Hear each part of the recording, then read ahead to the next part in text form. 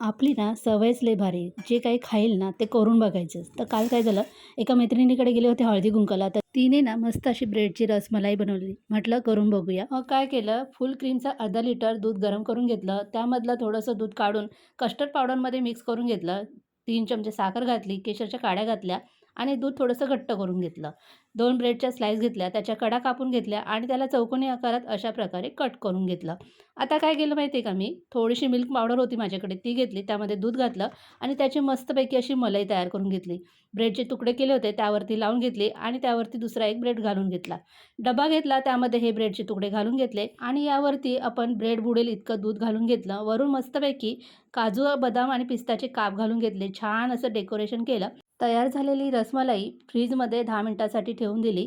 मस्त अशी थंड झाली. थंडगार रसमलाई खायला खूप छान लागते. तुम्ही कधी बनवली आहे का? आणि नसेल बनवली तर बनवून बघा. खूप भारी लागते.